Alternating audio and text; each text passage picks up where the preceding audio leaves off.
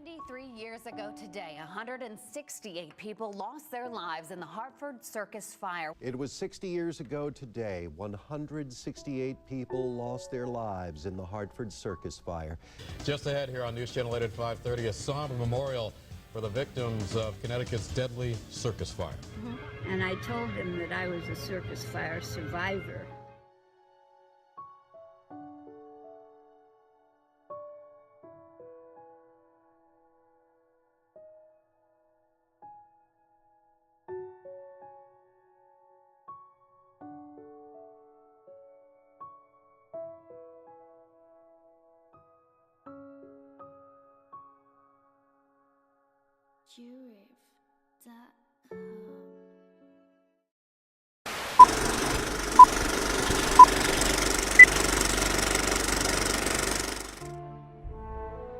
It was 1944, and World War II was ongoing.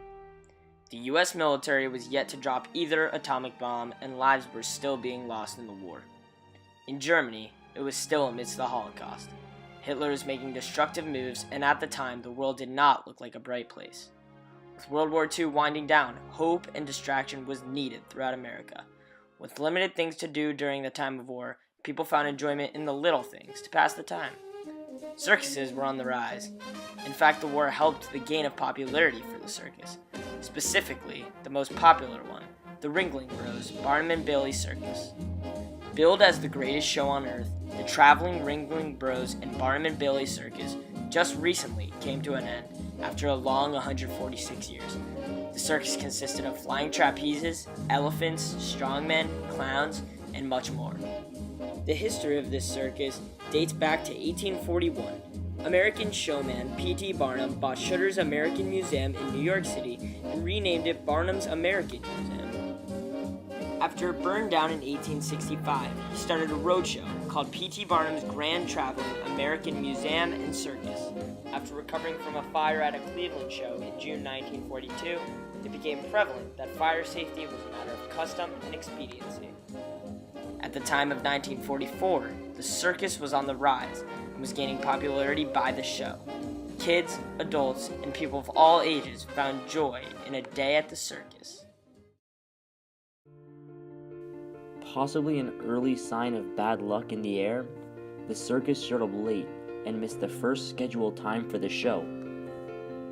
Prepared for rainfall after the humid weather became known, the circus prepared the tent by waterproofing the canvas with paraffin wax and gasoline. Employees hurried to bring in the animals and necessities for the show. Men and boys quickly set up the lot on Barber Street for the circus. Over 7,000 civilians attended the circus that day.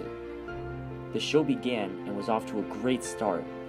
The elephants had done their magic, and the people of Hartford were swayed. 20 minutes into the show, however, an odd scent was in the air.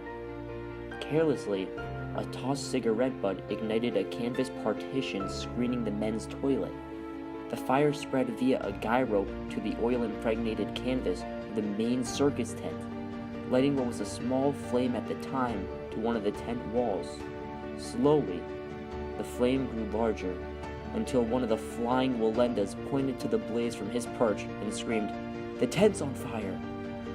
The Big Top, which was the name given to the highest point of the tent, was devoured by fire. The whole circus went up in flames, and